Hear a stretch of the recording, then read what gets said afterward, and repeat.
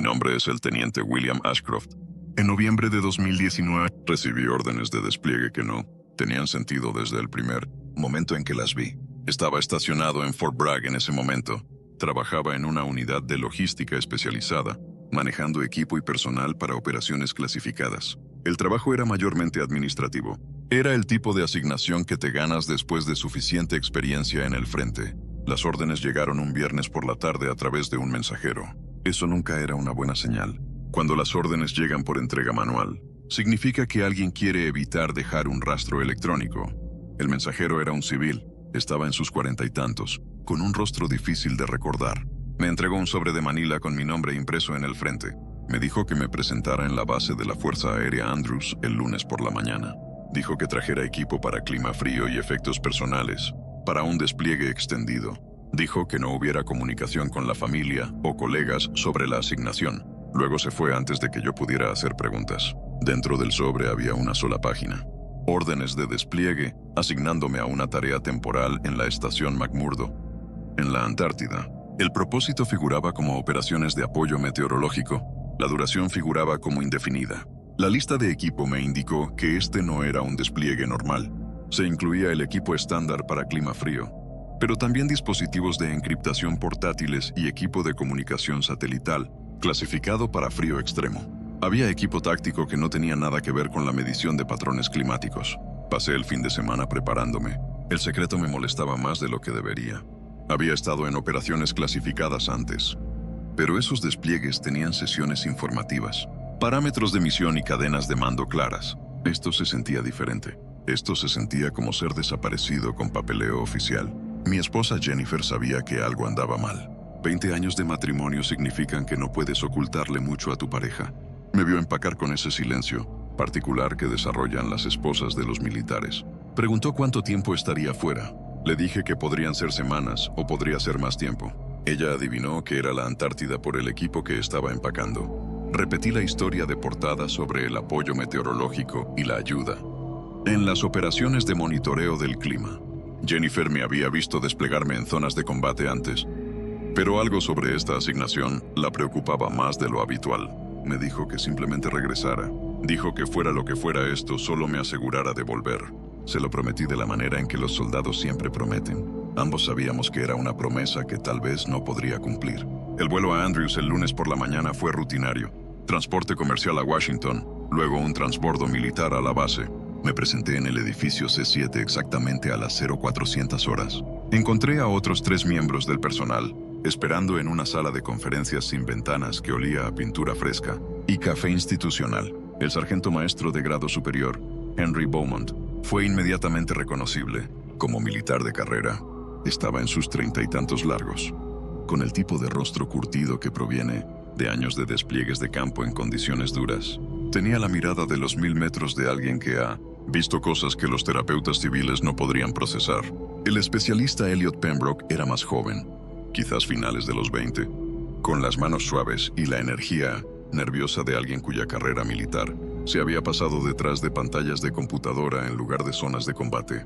Era un técnico de radar, con títulos avanzados en física, atmosférica y análisis de señales. El suboficial Samuel Rothwell completaba nuestro pequeño grupo. Era un especialista en logística de la Marina, con antecedentes en gestión de cadenas de suministro y control de inventario. Tenía el comportamiento eficiente y organizado de alguien que había pasado años asegurándose de que el equipo terminara en los lugares correctos en los momentos adecuados. Nos presentamos con la cortesía mínima que usa el personal militar cuando ha sido arrojado, junto para operaciones que no entienden. Nombres, rangos y especialidades. Nada personal. Nada que creara vínculos emocionales que pudieran complicar las cosas si la misión salía mal. El oficial informador llegó exactamente a tiempo. Mayor Caldwell, según sus insignias. Algo en la forma en que se comportaba sugería que el rango podría ser una cortesía más que una posición real en cualquier cadena de mando normal. Tenía las facciones sosas y olvidables de alguien que había sido seleccionado específicamente por su capacidad para mezclarse con el fondo y evitar ser recordado. Nos agradeció nuestra pronta llegada. Dijo que lo que estaba a punto de decirnos estaba clasificado en los niveles más altos. Dijo que la operación para la que habíamos sido seleccionados no existe oficialmente. Dijo que al finalizar, No discutiríamos ningún aspecto de nuestro despliegue con nadie, incluyendo familiares, colegas u otro personal militar. Todos asentimos. Las operaciones clasificadas no eran nada nuevo para nosotros, pero la forma en que Caldwell enfatizó el secreto dejó claro que esto era diferente de la seguridad operativa estándar. Abrió el maletín y sacó 4 carpetas idénticas. Las pasó por la mesa. Dijo que nuestro despliegue es a una instalación de investigación en la Antártida. Dijo que oficialmente se designa como puesto de avanzada Meridian. Dijo que en papel, esta es una estación meteorológica, conjunta civil-militar que realiza investigaciones climáticas y monitoreo atmosférico. Dijo que esa historia de portada es la que usaremos si somos interrogados por cualquier personal fuera de esta operación. Caldwell hizo clic en un control remoto y un proyector mostró imágenes satelitales de la Antártida. La vasta extensión blanca de hielo se extendía por la pantalla. Hizo zoom en una ubicación que parecía estar a varios cientos de kilómetros de la estación McMurdo. Dijo que el puesto de avanzada Meridian está aquí, en uno de los entornos más remotos y hostiles de la Tierra. Dijo que la temperatura superficial promedio es de menos 40 grados centígrados. Dijo que los vientos exceden regularmente las 60 millas por hora. Dijo que las operaciones de rescate en caso de emergencia serían difíciles, si no imposibles, durante periodos prolongados. Las imágenes satelitales mostraron un grupo de edificios prefabricados dispuestos alrededor de una estructura central que era más grande que las otras. Era una configuración estándar de base antártica. Se parecía a docenas de otras estaciones de investigación dispersas por el continente. Pero hubo un detalle que me hizo inclinarme hacia adelante para estudiar la imagen con más cuidado. Señalé estructuras en el perímetro de la instalación. Dije, esos son torres de guardia. Parecían posiciones defensivas reforzadas. Caldwell no lo confirmó ni lo negó, solo pasó a la siguiente diapositiva. Dijo que la instalación tiene protocolos de seguridad, mejorados debido a la naturaleza sensible de la investigación que se está llevando a cabo. Dijo que nuestro papel será mantener la seguridad operativa, gestionar la logística y las cadenas de suministro, y proporcionar apoyo técnico para las operaciones del equipo. Dijo que la duración estándar del turno es de 6 meses, pero el personal puede ser rotado antes si las condiciones lo requieren. Beaumont levantó la mano. Preguntó cuál es exactamente la naturaleza de la investigación que estamos protegiendo. Dijo que las estaciones meteorológicas no suelen requerir posiciones defensivas y seguridad operativa a este nivel. La mirada que cruzó el rostro de Caldwell me indicó que había estado esperando esta pregunta. Dijo que los detalles de la investigación están clasificados por encima de su nivel de autorización. Dijo que lo que necesitan saber es que el puesto de avanzada Meridian está realizando un monitoreo atmosférico que tiene implicaciones para la seguridad nacional. Dijo que su trabajo no es entender la investigación, sino asegurar que continúe sin interrupciones ni compromisos. Eso era lenguaje militar para no les diremos nada. Significaba, solo haz tu trabajo y no hagas preguntas. Pero el hecho de que necesitaran personal de seguridad y especialistas en logística para una estación meteorológica sugería que la investigación no era ni atmosférica ni meteorológica en ningún sentido convencional. La sesión informativa continuó durante otra hora. Cubrió procedimientos de despliegue, protocolos de comunicación y escenarios de evacuación de emergencia. Todo fue entregado en el mismo lenguaje burocrático soso que caracterizaba las sesiones clasificadas, pero ciertos detalles destacaban como inusuales. Las comunicaciones por radio serían estrictamente controladas y monitoreadas. Las comunicaciones personales con la familia se limitarían a transmisiones de texto, preaprobadas y filtradas por la seguridad de la instalación, sin llamadas telefónicas, sin comunicaciones por video, sin contacto no monitoreado con el mundo exterior durante la duración de nuestro despliegue. Los envíos de suministros a la instalación ocurrían mensualmente, cuando el clima lo permitía, pero los manifiestos de carga estaban clasificados y no se compartirían con el personal general. Nuestro trabajo era recibir y catalogar los suministros, pero no cuestionar las discrepancias entre el contenido del manifiesto y las entregas reales. El personal de la instalación se dividía en 2 categorías: personal de investigación con acceso total a todas las áreas y personal de apoyo con acceso restringido a zonas designadas. Nosotros seríamos personal de apoyo. Eso significaba que grandes porciones de la instalación estarían fuera de nuestro alcance a pesar de nuestras autorizaciones de seguridad. La parte más inquietante de la sesión informativa fueron los requisitos de evaluación psicológica. Todo el personal desplegado en el puesto de avanzada Meridian se sometía a una evaluación psicológica, firmaban documentación reconociendo que la exposición a ciertas condiciones operativas podría resultar en estrés mental que requería una sesión de descompresión al regresar a sus estaciones normales. ¿Qué tipo de investigación meteorológica causaba un trauma psicológico que requería una descompresión especializada? Para cuando Caldwell terminó su presentación, yo tenía más preguntas que respuestas, pero los años de servicio militar me habían enseñado que a veces las preguntas no se responden. La jugada inteligente es hacer tu trabajo e ir deduciendo las cosas sobre la marcha. Caldwell dijo que nuestro transporte partía a las 1800 horas.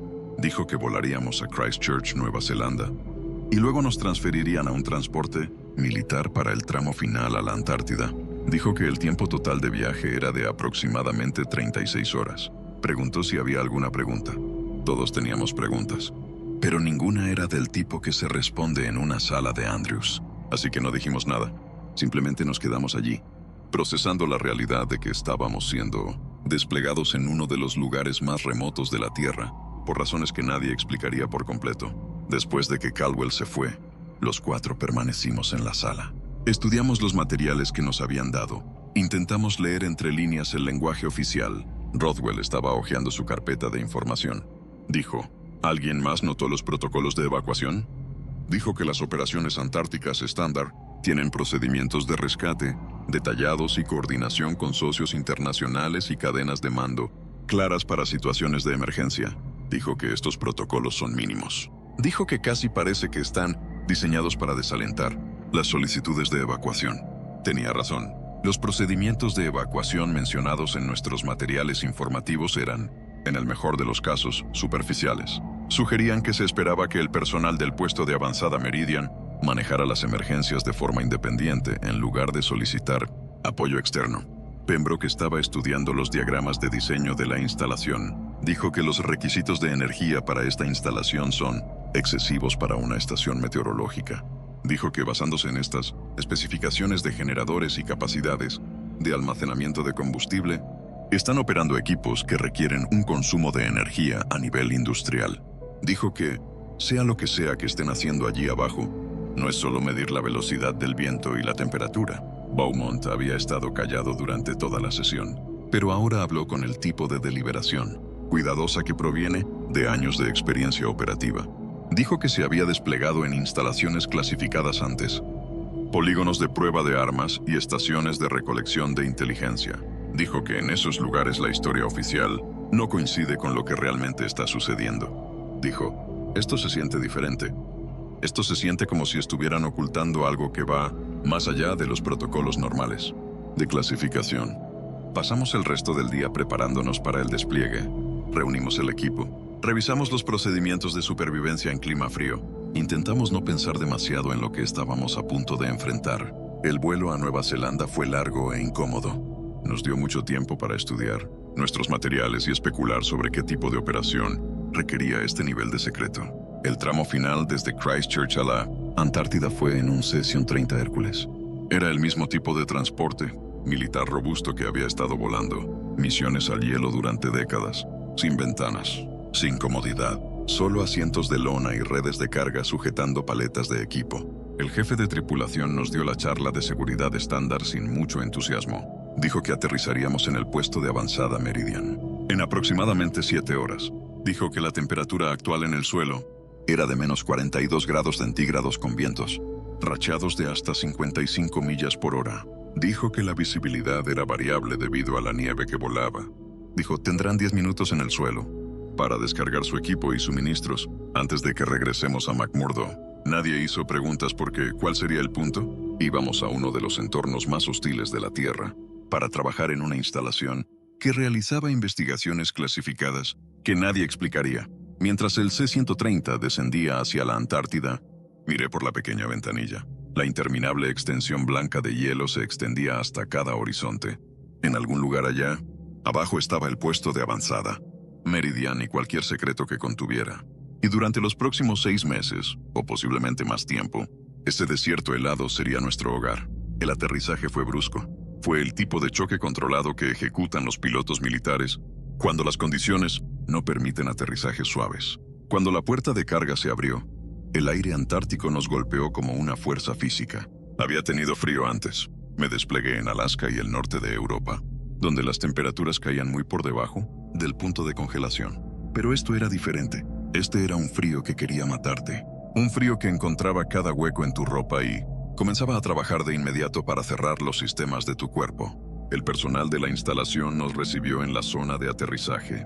Estaban envueltos en equipo para clima frío, extremo que los hacía parecer astronautas del Ártico. Trabajaron eficientemente descargando la carga y dirigiéndonos hacia un vehículo de orugas que nos transportaría a la instalación principal, sin saludos, sin discursos de bienvenida, solo una eficiencia profesional que sugería que habían hecho esto muchas veces antes.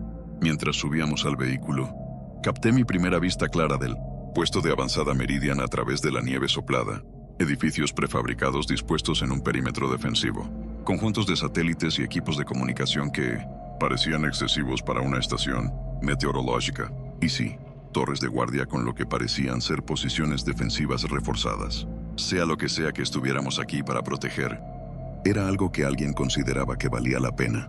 Defender con fuerza militar en uno de los lugares más remotos de la Tierra. El vehículo de orugas nos llevó a través del desierto antártico.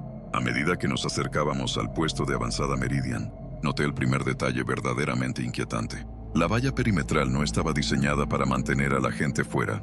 Los ángulos de las barreras y la configuración de las posiciones defensivas sugerían que estaba diseñada para contener algo en lugar de proteger contra amenazas externas. No estábamos aquí para defender una estación de investigación de un ataque exterior. Estábamos aquí para asegurarnos de que lo que estuviera dentro nunca saliera. El interior del puesto de avanzada Meridian era sorprendentemente espacioso dadas las duras condiciones externas. La instalación principal consistía en módulos interconectados, dispuestos alrededor de un núcleo central. Creaba un laberinto de pasillos y cámaras que se extendían mucho más profundo en el hielo de lo que sugería la estructura de la superficie. Todo estaba pintado de gris y blanco institucional. Tuberías y conductos expuestos recorrían los techos en un caos organizado que caracterizaba la construcción militar en entornos extremos. Nuestra orientación fue dirigida por la directora administrativa de la instalación. Era una mujer severa de unos 50 años con el tipo de comportamiento controlado que sugería antecedentes militares a pesar de sus credenciales civiles. Nos guió a través de las áreas comunes de la instalación con eficiencia profesional. Explicó protocolos y procedimientos en un lenguaje que no dejaba lugar a preguntas. Dijo que el puesto de avanzada Meridian opera bajo estrictos protocolos de compartimentación. Dijo que el personal de investigación tiene acceso a todas las áreas, basándose en sus autorizaciones de seguridad. Dijo que el personal de apoyo como ustedes tiene acceso solo a zonas designadas. Dijo que esto no es negociable. Dijo que la violación de las restricciones de acceso resultará en una acción disciplinaria inmediata. Las áreas comunes eran lo que esperarías de una estación de investigación antártica. Un comedor con equipo de cocina industrial, sala de recreación con muebles desgastados y sistemas de entretenimiento obsoletos, módulos de dormitorios con mínima privacidad y máxima eficiencia. Todo diseñado para la función más que para la comodidad. Pero a medida que nos movíamos más profundo en la instalación, ciertos detalles comenzaron a destacar como inusuales. Los pasillos tenían cámaras de seguridad cada 20 pies. Eso era mucha más vigilancia de la necesaria para una simple estación meteorológica. Algunas puertas estaban marcadas con paneles de acceso biométrico en lugar de simples teclados. Eso sugería secciones compartimentadas que requerían la autorización de nivel más alto, y las secciones más profundas tenían una construcción reforzada, paredes que eran más gruesas de lo normal, puertas que se sellaban con cerraduras a presión en lugar de simples pestillos. La directora dijo, sus tareas primordiales involucrarán la gestión logística y el mantenimiento del equipo. Dijo que los manifiestos de suministro llegan digitalmente antes de los envíos de carga. Dijo que su trabajo es recibir materiales y catalogar artículos de acuerdo con los protocolos de clasificación y distribuir suministros a los departamentos apropiados. Dijo que las preguntas sobre el contenido de los manifiestos o las aplicaciones de la investigación deben dirigirse a la seguridad de la instalación, en lugar de al personal de investigación. Esa era otra forma de decir, no pregunten qué estamos haciendo con el equipo que están recibiendo. Nuestras estaciones de servicio estaban ubicadas en la sección de logística. Era una serie de habitaciones conectadas, llenas de sistemas de inventario y almacenamiento de suministros. Rothwell comenzó inmediatamente a familiarizarse con los procedimientos de catalogación. Yo comencé a revisar los manifiestos de suministros del mes anterior para hacerme una idea de qué tipo de materiales recibía la instalación. Los manifiestos eran extraños. Las operaciones antárticas estándar requieren combustible, comida, suministros médicos y materiales de mantenimiento de equipos. El puesto de avanzada Meridian recibía todo eso, pero también recibía cantidades inusuales de componentes electrónicos y equipo de perforación especializado y materiales que parecían más apropiados para la construcción industrial que para la investigación meteorológica. Un manifiesto enumeraba equipo de prospección geofísica que incluía sistemas de radar de penetración terrestre lo suficientemente potentes como para escanear varios kilómetros dentro de la capa de hielo. Otro mostraba entregas de aparatos de muestreo atmosférico que parecían más sistemas de contención al vacío que globos meteorológicos, y varios envíos recientes contenían equipo de contención biológica, calificado para el manejo de materiales orgánicos peligrosos. ¿Qué tipo de investigación meteorológica requería? ¿Protocolos de contención biológica? Beaumont fue asignado a operaciones de seguridad. Eso significaba trabajar con el personal de seguridad existente de la instalación para mantener la integridad del perímetro y monitorear los controles de acceso. Después de nuestra orientación inicial, regresó a la sección de logística luciendo perturbado por algo que había visto. Dijo que los procedimientos de seguridad aquí son excesivos. Dijo que tienen patrullas armadas, sensores de movimiento y vigilancia que sería apropiada para una instalación de investigación de armas o una estación de inteligencia. Dijo que para una estación meteorológica, este nivel de seguridad no tiene sentido. Pembroke había sido asignado para trabajar con los sistemas de comunicación y radar. Estaba proporcionando apoyo técnico para el equipo de monitoreo atmosférico de la instalación. Pero cuando regresó de su primer turno, estaba aún más confundido que Beaumont.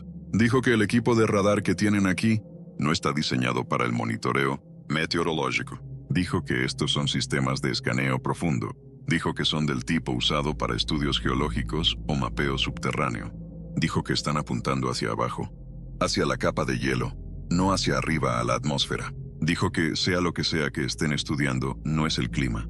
Durante los siguientes días nos instalamos en las rutinas de la vida en la instalación, mientras intentábamos armar el rompecabezas de lo que el puesto de avanzada Meridian estaba haciendo realmente.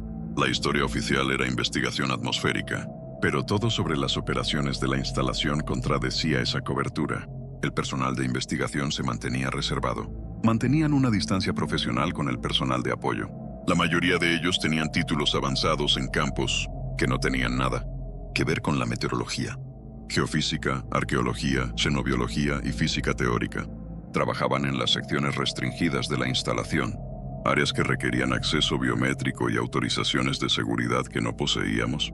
Cuando salían para las comidas o el recreo, tenían el comportamiento distraído y agotado de personas trabajando en problemas que consumían toda su energía mental. El investigador principal de la instalación era un brillante geofísico de unos 60 años con la apariencia desaliñada de alguien que se preocupaba más por su trabajo que por el aseo personal. Rara vez interactuaba con el personal de apoyo, pero cuando lo hacía, había una intensidad en sus ojos que sugería obsesión más que mera dedicación profesional. El tipo de intensidad que surge al descubrir algo que desafía todo lo que creías saber sobre la realidad. Las secciones restringidas eran el verdadero misterio. Casi la mitad de la instalación estaba fuera del alcance del personal de apoyo, sellada detrás de puertas reforzadas con controles de acceso biométricos. Podíamos ver al personal de investigación yendo y viniendo a todas horas. Llevaban equipos y materiales que no coincidían con ninguna investigación meteorológica de la que yo hubiera oído hablar. Contenedores sellados etiquetados con símbolos de riesgo biológico, muestras de núcleos goteando fluidos conservantes, equipos electrónicos que zumbaban con un consumo de energía que superaba con creces lo que requerían los instrumentos meteorológicos. Pero el descubrimiento más inquietante se produjo durante nuestra segunda semana cuando Rodwell notó discrepancias en los manifiestos de suministros que no tenían sentido. Me mostró informes de inventario de los 6 meses anteriores. Dijo, mira estas cifras de consumo de combustible. Dijo que la capacidad de generación de energía y los requisitos de calefacción de la instalación deberían consumir aproximadamente 12,000 galones de combustible por mes. Dijo, pero estamos recibiendo 20,000 galones mensuales y los tanques de almacenamiento nunca están más de la mitad llenos. Preguntó, ¿a dónde se va el exceso de combustible? Era una buena pregunta. 8,000 galones de combustible por mes eran suficientes para alimentar operaciones significativas más allá de lo que requería una simple estación de investigación, o bien estaban operando equipos que no figuraban en ninguna documentación oficial, o estaban realizando actividades que requerían un consumo de energía a nivel industrial. Comencé a prestar más atención a los ritmos de la instalación. Noté patrones que no coincidían con las operaciones normales de investigación. Las secciones restringidas tenían una mayor actividad durante las horas nocturnas, cuando se suponía que la mayoría del personal estaba durmiendo. Las entregas de equipos a veces ocurrían en horarios inusuales, con contenedores de carga que se movían directamente a las áreas restringidas sin los procedimientos normales de inventario. Y varias veces noté al personal de investigación saliendo de las secciones restringidas luciendo conmocionado, como si se hubieran encontrado con algo que los perturbó a un nivel fundamental. Beaumont hizo el siguiente descubrimiento, inquietante durante sus rondas de seguridad. Las posiciones defensivas en el perímetro de la instalación no eran solo torres de guardia, estaban equipadas con sistemas de armas diseñados para la denegación de área, en lugar de la defensa del perímetro, ametralladoras pesadas y sistemas de vigilancia automatizados, y lo que parecía ser equipo de disuasión no letal que podía crear barreras impidiendo el movimiento hacia adentro o hacia afuera de la instalación. Dijo, estas no son posiciones defensivas. Dijo, son medidas de contención. Dijo que alguien diseñó la arquitectura de seguridad de esta instalación para evitar que algo saliera, no para protegerse de amenazas externas. Dijo, sea lo que sea que estén investigando aquí, hay preocupación de que intente escapar. Las implicaciones eran perturbadoras. ¿Qué tipo de investigación meteorológica requería medidas de contención diseñadas para evitar fugas? El trabajo de Pembroke con los sistemas de comunicación reveló más piezas del rompecabezas. Los enlaces satelitales y los conjuntos de comunicación no eran solo para la transmisión normal de datos de investigación. La instalación tenía canales encriptados dedicados que operaban en frecuencias reservadas para las comunicaciones militares de más alto nivel. Eso sugería vínculos directos con autoridades de mando que operaban fuera de las cadenas de mando científicas normales. Dijo que los flujos de datos que vienen de las secciones restringidas son masivos. Dijo, estamos hablando de terabytes de información que se transmiten diariamente a ubicaciones que no están identificadas en ningún registro de comunicación. Dijo, sea cual sea la investigación que estén realizando, está generando suficiente datos para llenar granjas de servidores enteras. A medida que pasaban las semanas, armamos una imagen del puesto de avanzada Meridian, que crecía cada vez más inquietante. Esta no era una estación meteorológica realizando investigaciones atmosféricas. Esta era una operación militar, clasificada realizando algún tipo de exploración o excavación subterránea, estudiando algo enterrado bajo la capa de hielo antártica que requería medidas de seguridad extremas y protocolos de contención biológica. Pero, ¿qué podría estar enterrado bajo millas de hielo que justificara este nivel de secreto y recursos?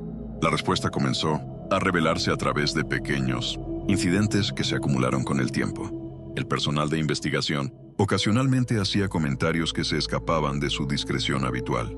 El equipo que se movía por las áreas comunes a veces mostraba etiquetas que contradecían la historia de portada de la investigación atmosférica, y los sonidos que escuchábamos provenientes de las secciones restringidas sugerían operaciones industriales en lugar de trabajo de laboratorio. Una noche tarde, mientras realizaba comprobaciones de inventario rutinarias, escuché algo que me hizo detenerme en seco.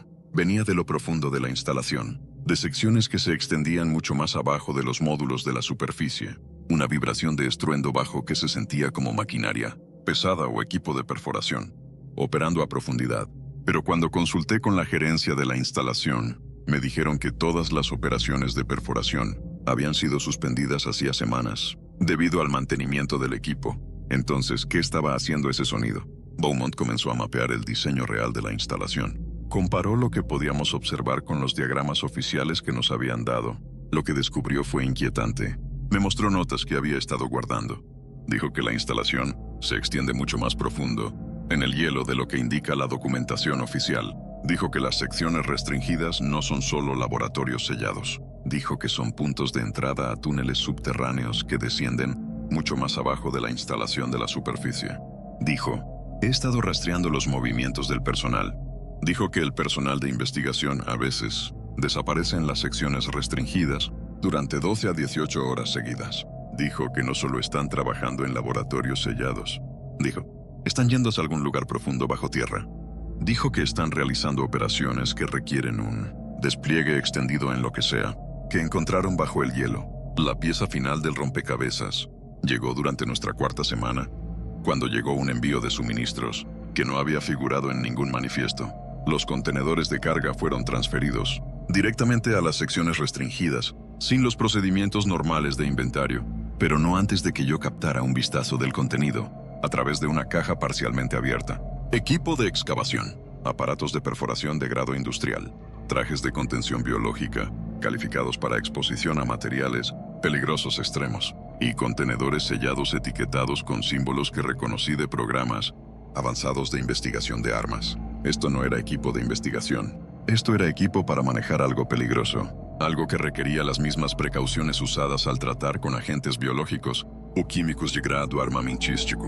Esa noche tomé una decisión que lo cambiaría todo. Los protocolos de seguridad de la instalación estaban diseñados para evitar el acceso no autorizado a las secciones restringidas, pero años de experiencia en logística militar me habían enseñado que cada sistema de seguridad tiene vulnerabilidades, áreas donde la vigilancia es imperfecta, momentos en que las rotaciones de guardias crean brechas en la cobertura, puntos de acceso que evitan los puntos de control oficiales. Necesitaba ver qué estaba pasando en esas secciones restringidas. Necesitaba entender qué tipo de operación justificaba este nivel de secreto y medidas de seguridad. Usando el conocimiento obtenido de semanas de observación, identifiqué un corredor de acceso de mantenimiento que conectaba la sección de logística con una de las zonas restringidas. Tarde en la noche, durante un cambio de turno, cuando la vigilancia se centraba en los puntos de acceso principales, me escabullí por ese corredor y entré en áreas donde no tenía autorización oficial para estar. La sección restringida no se parecía en nada al resto de la instalación.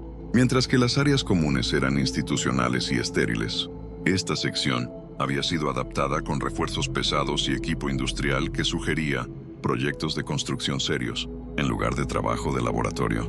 Gruesos cables de energía corrían por el techo, alimentando equipos que zumbaban con un consumo de energía masivo. El aire olía diferente aquí, rico en minerales y ligeramente metálico, como lo profundo del subsuelo en lugar de una instalación de superficie.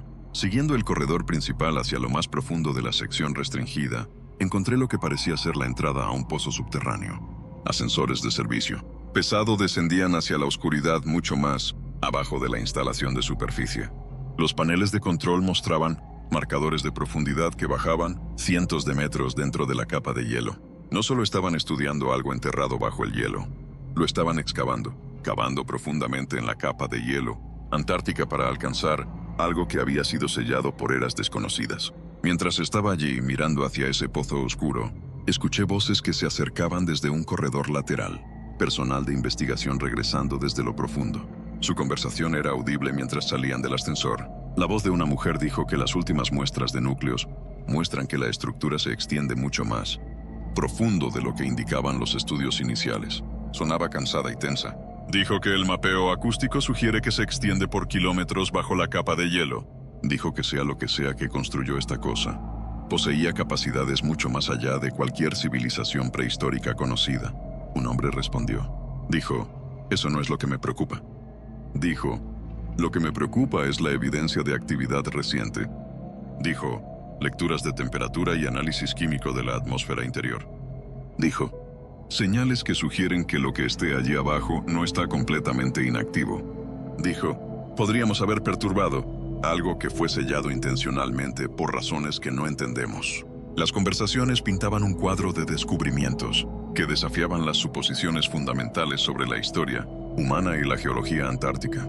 Habían encontrado restos arquitectónicos de una civilización que existió antes de cualquier cultura humana conocida, enterrados bajo capas de hielo que databan del final de la última edad de hielo. Estructuras que mostraban técnicas avanzadas de ingeniería y construcción que no deberían haber sido posibles para las sociedades prehistóricas. Y lo más inquietante, evidencia que sugiere que estas estructuras no estaban completamente inactivas, que algo sobre su excavación había desencadenado respuestas, indicando sistemas de preservación o medidas defensivas que permanecían funcionales después de miles de años. Me presioné contra las sombras mientras pasaban, pero su conversación continuó revelando fragmentos de información que me helaron la sangre. La mujer dijo, lo que más me preocupa son las lecturas térmicas. Dijo que algo a esa profundidad debería estar congelado.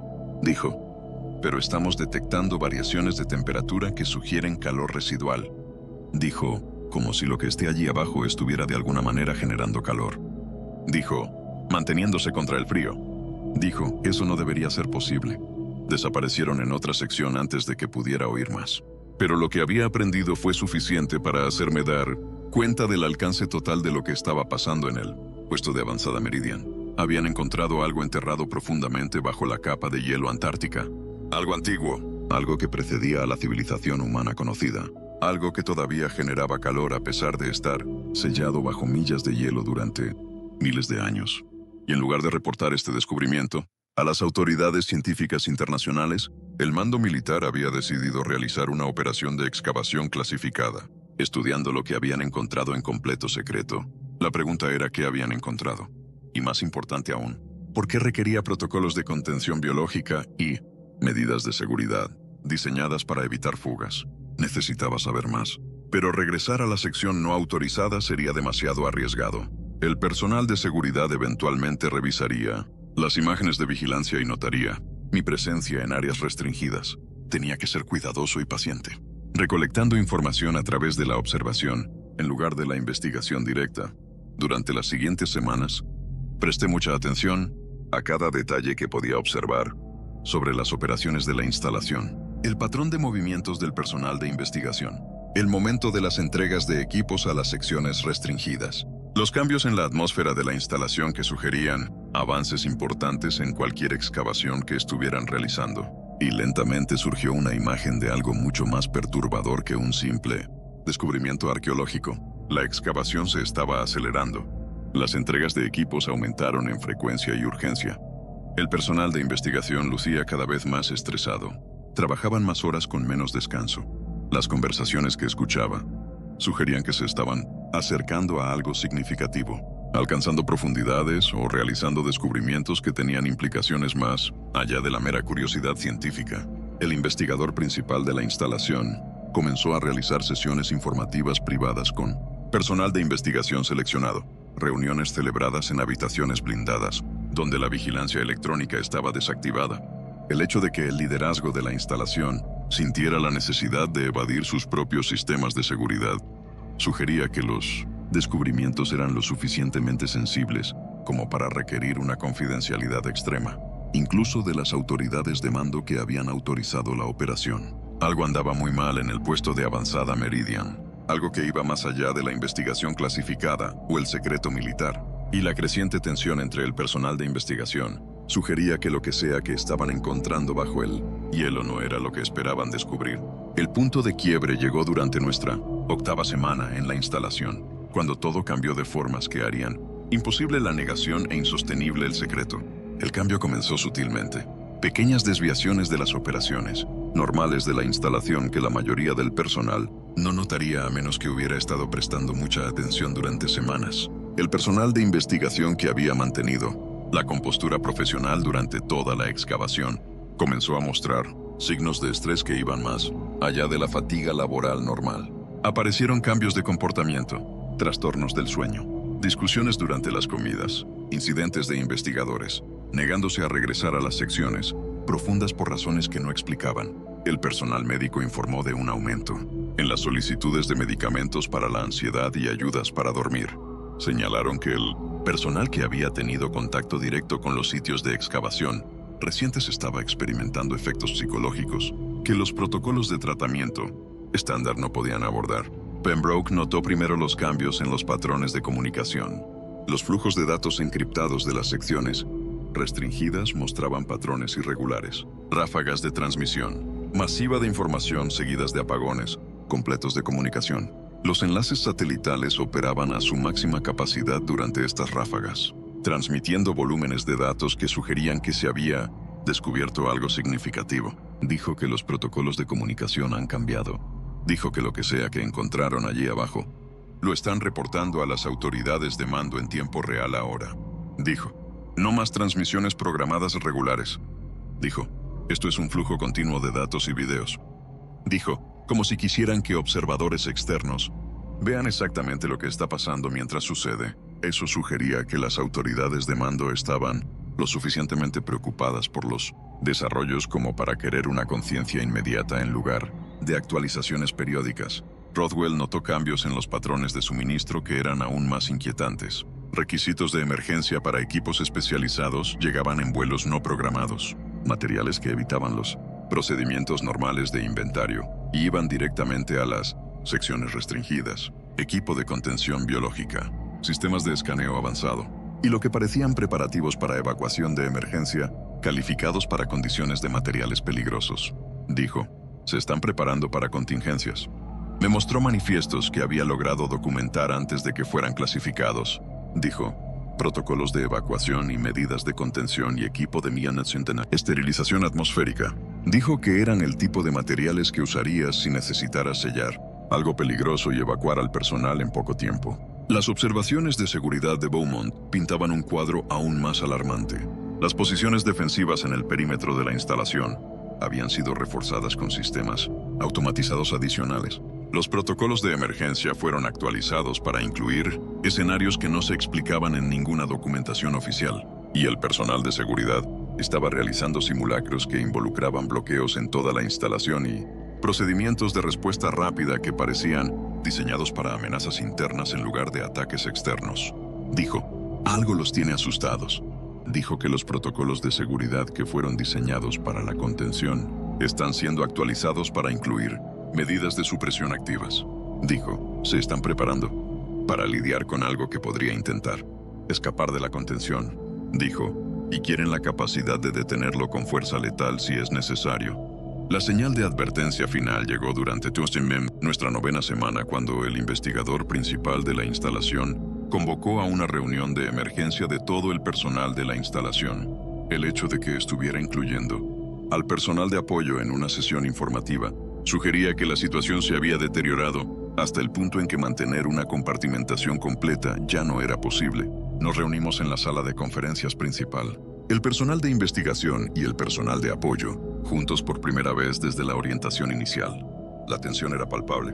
El personal de investigación lucía agotado y estresado. El personal de apoyo estaba confundido sobre por qué se estaban violando los protocolos normales. El investigador principal se puso al frente de la sala con el comportamiento tenso de alguien que entrega noticias que preferiría no compartir. Agradeció a todos por su servicio dedicado a esta operación. Dijo que nuestro trabajo ha sido instrumental en avanzar nuestro entendimiento de la geología antártica y las condiciones atmosféricas. La historia oficial de portada entregada en un tono que sugería que ya nadie la creía. Sin embargo, continuó, desarrollos recientes en nuestra investigación han creado situaciones que requieren protocolos de instalación mejorados. Dijo que, con efecto inmediato, todo el personal debe familiarizarse con los procedimientos de evacuación de emergencia. Dijo que el personal de apoyo puede ser restringido temporalmente de ciertas secciones mientras abordamos mal funcionamiento del equipo que ha creado preocupaciones de seguridad menores. Mal funcionamiento del equipo. Esa era la explicación oficial de por qué el personal de investigación mostraba signos de trauma psicológico y la seguridad de la instalación se estaba elevando a estándares de combate militar. Después de la reunión, las conversaciones susurradas entre el personal de investigación revelaron fragmentos de verdad que las declaraciones oficiales no podían contener. Me posicioné cerca de grupos de investigadores durante las comidas y los periodos de recreo, escuchando conversaciones que creían privadas. Un investigador dijo discretamente a un colega, la estructura es más grande de lo que anticipamos. Dijo que el mapeo acústico sugiere que se extiende por kilómetros bajo la capa de hielo. Dijo, sea lo que sea que construyó esta cosa, poseía capacidades mucho más allá de cualquier civilización prehistórica conocida. Otro respondió, eso no es lo que me preocupa. Dijo, lo que me preocupa es la evidencia de actividad reciente. Dijo, lecturas de temperatura y análisis químico de la atmósfera interior. Dijo, señales que sugieren que lo que esté allí abajo no está completamente inactivo. Dijo, podríamos haber perturbado algo que fue sellado intencionalmente por razones que no entendemos. Las conversaciones pintaban un cuadro de descubrimientos que desafiaban las suposiciones fundamentales sobre la historia humana y la geología antártica. Habían encontrado restos arquitectónicos de una civilización que existió antes de cualquier cultura humana conocida. enterrados bajo capas de hielo que databan del final de la última edad de hielo. Estructuras que mostraban técnicas avanzadas de ingeniería y construcción que no deberían haber sido posibles para las sociedades prehistóricas. Y lo más inquietante, evidencia que sugiere que estas estructuras no estaban completamente inactivas, que algo sobre su excavación había desencadenado respuestas, indicando sistemas de preservación o medidas defensivas que permanecían funcionales después de miles de años. Necesitaba verlo por mí mismo, fuera lo que habían encontrado bajo el hielo, fuera lo que causaba este nivel de preocupación entre el personal de investigación y las autoridades de mando. Necesitaba presenciarlo directamente para entender el alcance total de lo que estábamos enfrentando. La oportunidad llegó durante una rotación de turno, cuando los procedimientos de seguridad se centraron en monitorear los movimientos del personal de investigación en lugar de las actividades del personal de apoyo. Usando el mismo corredor de mantenimiento que había descubierto semanas antes, accedí a las secciones restringidas y me dirigí al pozo subterráneo. El descenso del ascensor en la capa de hielo tomó varios minutos. El panel de control mostraba marcadores de profundidad, que pasaban los 200 metros, luego los 300, descendiendo mucho más profundo de lo que sugerían las instalaciones de la superficie. Cuando el ascensor finalmente se detuvo y las puertas se abrieron, entré en un entorno que no se parecía a nada de lo que esperaba. Esto no era una cueva de hielo natural o una excavación simple. Este era un espacio construido. Túneles tallados, a través de hielo sólido con una precisión que sugería equipo avanzado e ingeniería sofisticada. Las paredes eran lisas y estaban reforzadas con estructuras de soporte que parecían haber sido instaladas por equipos de investigación para estabilizar los sitios de excavación. Cables de energía y sistemas de iluminación recorrían el techo, proporcionando iluminación para corredores que se extendían en múltiples direcciones. Siguiendo el túnel principal, descendí aún más en las zonas de excavación donde el trabajo reciente era evidente. Paredes de hielo frescas, donde el equipo de perforación había tallado nuevos pasajes.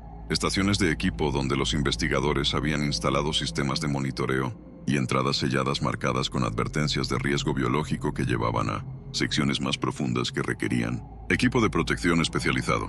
La temperatura subía cuanto más profundo iba. No drásticamente, pero lo suficiente como para notarlo.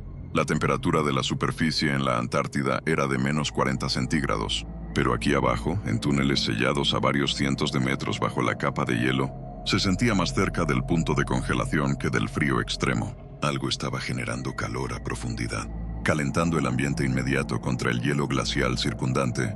A medida que me movía más profundo en la zona de excavación, comencé a notar detalles que me erizaban la piel. Las paredes de hielo mostraban patrones que parecían casi deliberados, formas y curvas que sugerían diseño en lugar de formación natural. En varios lugares se veía material más oscuro a través del hielo, formas estructuradas que habían sido expuestas por la excavación y luego selladas rápidamente de nuevo, como si los investigadores hubieran decidido que no querían descubrir por completo lo que habían encontrado. La cámara de excavación principal era masiva, fácilmente del tamaño de un hangar de aviones, tallada en hielo sólido con equipo industrial que debió tomar meses de operación continua. Andamios y plataformas de trabajo proporcionaban acceso a diferentes niveles, y potentes luces iluminaban lo que los equipos de investigación habían descubierto en el centro del espacio. Me detuve a la entrada de la cámara, tratando de procesar lo que estaba viendo. En el corazón de la excavación había una estructura que no debería existir. No un edificio en ningún sentido convencional, sino una forma arquitectónica masiva, tallada en un material oscuro que parecía piedra pero reflejaba la luz de formas que sugerían propiedades metálicas. La construcción era geométrica pero alienígena, siguiendo principios de diseño que no coincidían con ninguna tradición arquitectónica que yo hubiera visto. Ángulos que parecían incorrectos, proporciones que creaban ilusiones, ópticas dificultando juzgar el tamaño y la distancia, y detalles de la superficie que parecían casi orgánicos, a pesar de haber sido claramente tallados o construidos por seres inteligentes. La estructura surgía del suelo de la excavación, como una catedral diseñada por algo que nunca se había encontrado con la arquitectura humana. Torres y contrafuertes se curvaban en direcciones imposibles, creando formas que dolía mirar directamente, porque violaban las expectativas sobre cómo los objetos tridimensionales deben existir en el espacio físico. La superficie estaba cubierta de patrones intrincados e inscripciones, símbolos que parecían casi familiares pero no transmitían ningún significado que las mentes humanas pudieran procesar. El equipo de investigación rodeaba la estructura. Sistemas de escaneo analizando la composición y la estructura interna. Monitores atmosféricos midiendo las propiedades químicas del aire dentro de las cámaras selladas. Y sistemas de imágenes térmicas, mostrando firmas de calor que confirmaban que algo adentro estaba generando calidez. Me quedé allí, congelado, tratando de comprender lo que estaba presenciando. Esto no era una formación geológica o una estructura natural. Esto era arquitectura. Construcción deliberada por una inteligencia que poseía capacidades mucho más allá de cualquier cosa en la civilización humana prehistórica, y había estado enterrada bajo el hielo antártico durante miles de años, posiblemente decenas de miles, sellada lejos del mundo de la superficie por razones que se volvían cada vez más ominosas cuanto más la miraba. Un movimiento en mi visión periférica me devolvió a la realidad inmediata. El personal de investigación se acercaba a la cámara desde otro túnel, y si me descubrían aquí sin autorización, las consecuencias serían severas. Me retiré rápidamente, regresando al ascensor y ascendiendo a los niveles de la superficie, antes de que los sistemas de seguridad pudieran identificar mi presencia en las zonas restringidas. Mi corazón martilleaba, no por el esfuerzo físico, sino por el conocimiento de lo que había visto. Habían encontrado evidencia de una civilización prehistórica en la Antártida, enterrada bajo capas de hielo que databan del final de la última edad de hielo. Una civilización que poseía capacidades arquitectónicas y de ingeniería que desafiaban todo lo que creíamos saber sobre el desarrollo humano. Y en lugar de compartir este descubrimiento con las autoridades científicas internacionales, el mando militar había decidido realizar una excavación y estudio clasificados en completo secreto. ¿Por qué? ¿Qué era tan peligroso o sensible sobre este descubrimiento que requería seguridad, de nivel militar y protocolos de contención biológica? La respuesta llegó 3 días después, cuando todo en el puesto de avanzada Meridian cambió de formas que hicieron imposible el secreto y fútil la negación. Estaba realizando trabajo de inventario rutinario en la sección de logística cuando las alarmas comenzaron a sonar en toda la instalación.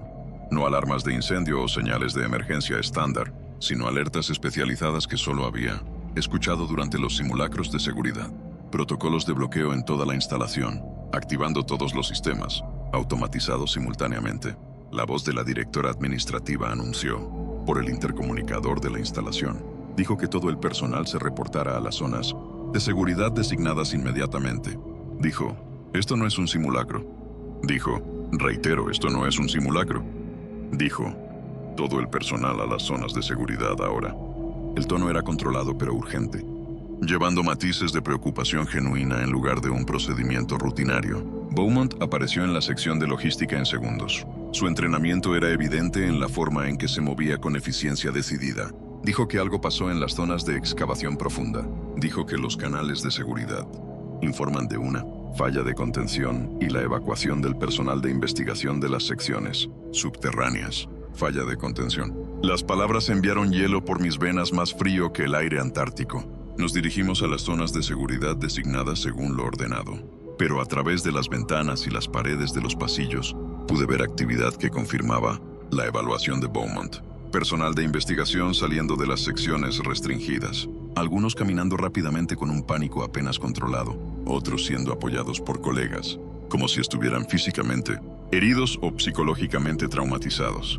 El personal médico corría para tratar al personal que mostraba signos de shock y exposición a condiciones que no deberían existir en cámaras de excavación selladas. El bloqueo duró 4 horas, durante las cuales la información oficial fue mínima y los rumores se extendieron entre el personal de apoyo como la pólvora. Algo había pasado en las zonas de excavación profunda. Los investigadores habían sido evacuados. Los protocolos de contención se habían activado para sellar las secciones subterráneas. Cuando el bloqueo finalmente se levantó y se nos permitió regresar a las tareas normales, la atmósfera en el puesto de avanzada Meridian había cambiado fundamentalmente. El personal de investigación que había salido de las secciones profundas estaba siendo puesto en cuarentena y observado por personal médico. Las patrullas de seguridad se habían duplicado con personal armado estacionado en cada entrada a las zonas restringidas. Y la gerencia de la instalación estaba realizando sesiones informativas de emergencia con el personal de investigación de alto nivel detrás, de puertas selladas que incluso los sistemas de vigilancia no podían penetrar. Encontré a Pembroke en la sección de comunicaciones, luciendo conmocionado por los flujos de datos que había estado monitoreando durante el bloqueo. Dijo que la cantidad de información transmitida durante el incidente fue masiva. Dijo, flujos de video en tiempo real, datos de monitoreo biológico y análisis estructural de los sitios de excavación. Dijo que estaban transmitiendo todo directamente a las autoridades de mando. Mientras sucedía, dijo, como si quisieran una conciencia externa, inmediata de lo que sea que ocurrió allí abajo. Rothwell había descubierto que se habían presentado requisiciones de suministro de emergencia para materiales que sugerían medidas de contención serias, selladores industriales, equipo de esterilización atmosférica y lo que parecían preparativos para el cierre permanente de los sitios de excavación. Dijo, lo van a sellar. Me mostró códigos de requisición clasificados que había logrado documentar. Dijo, sea lo que sea que encontraron, sea lo que sea que pasó durante esa falla, han decidido que es demasiado peligroso continuar la excavación. Dijo que se están preparando para llenar las cámaras de excavación con concreto y abandonar toda la operación. Eso significaba que lo que fuera que había causado la falla de contención era lo suficientemente grave como para hacer que el mando militar abandonara una operación clasificada de varios millones de dólares antes que arriesgarse a una exposición continua. Durante los siguientes días, surgieron fragmentos de verdad a través de conversaciones entre el personal de investigación que había estado presente durante el incidente, tarde en la noche, en la sala de recreación. Cuando los investigadores agotados creían que hablaban en privado, escuché pedazos de lo que realmente había sucedido en las zonas de excavación profunda. Un investigador dijo a colegas que habían sido evacuados antes de la falla. Habíamos abierto una cámara sellada en los niveles inferiores de la estructura. Dijo que la atmósfera interior mostraba una composición química que no debería haber sido posible después de miles de años sellada bajo el hielo. Dióxido de carbono y rastros de compuestos orgánicos, sugiriendo actividad biológica reciente.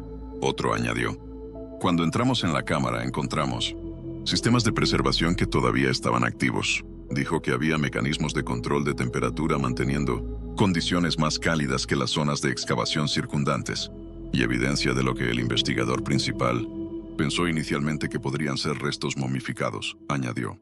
Dijo que eran figuras preservadas dispuestas por todo el interior de la cámara como si estuvieran posicionadas para algún tipo de ceremonia. El investigador hizo una pausa. Su voz bajó a apenas un susurro.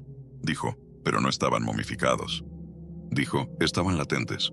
Dijo que cuando nuestro equipo activó ciertos sistemas en la cámara, cuando el calor de nuestras luces de trabajo calentó la atmósfera interior, algunos de ellos comenzaron a mostrar signos de animación. Dijo, respuestas fisiológicas que sugerían que no estaban completamente muertos. Dijo, solo suspendidos en algún tipo de estado de hibernación que los preservó durante eras geológicas. Mi sangre se heló escuchando esto. No solo habían encontrado restos arquitectónicos de una civilización prehistórica, habían encontrado especímenes preservados de cualquier especie que hubiera construido esas estructuras, sellados en cámaras de hibernación que mantenían las funciones biológicas a través de miles de años, y su excavación había perturbado esos sistemas de preservación, desencadenando respuestas que no deberían ser posibles para nada que hubiera estado sellado durante tanto tiempo. El primer investigador continuó.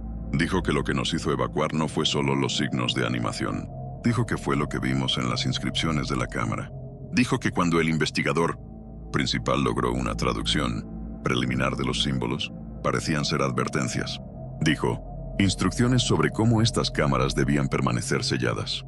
Dijo, sobre cómo los sistemas de preservación fueron diseñados para mantener la latencia hasta que se cumplieran condiciones específicas. Dijo, no estábamos descubriendo ruinas. Dijo, estábamos irrumpiendo en protocolos de cuarentena, sellados dejados por quienes construyeron esta estructura. Protocolos de cuarentena. Las implicaciones eran aterradoras. ¿Qué tipo de civilización prehistórica creó sistemas de preservación diseñados para mantener especímenes biológicos en animación suspendida durante miles de años? ¿Y qué estaban tratando de mantener sellado? La decisión de la gerencia de la instalación de sellar los sitios de excavación de repente tuvo un sentido perfecto. No solo habían encontrado evidencia de una civilización prehistórica desconocida, habían encontrado algo que esa civilización había sellado y ocultado deliberadamente, algo lo suficientemente peligroso como para que los antiguos arquitectos hubieran construido sistemas de preservación diseñados para contenerlo. hasta que condiciones específicas indicaran que era seguro para su liberación. Y la excavación moderna había roto esos sellos, liberando potencialmente algo que había estado en cuarentena, por razones que abarcaban miles de años. La operación de sellado comenzó en pocos días. Equipo industrial y materiales de construcción llegaban en vuelos de emergencia para llenar las cámaras de excavación con concreto y cerrar permanentemente el acceso a las estructuras subterráneas. El personal de investigación fue evacuado por etapas. Primero aquellos que habían tenido contacto directo con las zonas de excavación profunda. Luego el personal de apoyo, cuyos servicios ya no eran necesarios para una operación que se cerraba rápidamente. Fui programado para la evacuación durante la tercera ola de rotación de personal. Eso me dio varios días más en el puesto de avanzada Meridian, mientras las operaciones de sellado continuaban. Durante ese tiempo presencié el entierro sistemático de un descubrimiento que podría haber revolucionado el entendimiento humano de nuestra prehistoria. Miles de toneladas de concreto vertidas en las cámaras de excavación, sellando estructuras y sistemas de preservación que representaban capacidades mucho más allá de cualquier cosa en la historia humana conocida.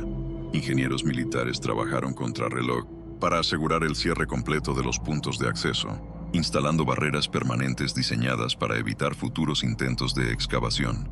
Y la documentación clasificada registró cada detalle de lo que se había descubierto, asegurando que en algún lugar de los archivos gubernamentales se preservara la evidencia de esta civilización prehistórica, incluso mientras el sitio físico era enterrado para siempre. En mi última noche en el puesto de avanzada Meridian, me paré en el perímetro de la instalación mirando hacia el desierto antártico. En algún lugar bajo el hielo, sellado en concreto y oscuridad, yacía la evidencia de que la historia humana era mucho más extraña y compleja de lo que sugerían las narrativas oficiales. Estructuras construidas por una civilización prehistórica que poseía conocimientos y capacidades que no podíamos explicar. Cámaras de preservación conteniendo especímenes biológicos que desafiaban nuestro entendimiento de la evolución humana. Y advertencias dejadas por antiguos arquitectos sobre peligros que requerían protocolos de cuarentena que abarcaban miles de años. Todo enterrado de nuevo, oculto de la investigación científica y del conocimiento público, clasificado a niveles que aseguraban que el descubrimiento nunca sería compartido con las comunidades de investigación internacionales. El vuelo de regreso a Nueva Zelanda fue silencioso. El personal procesaba lo que habíamos presenciado de diferentes maneras.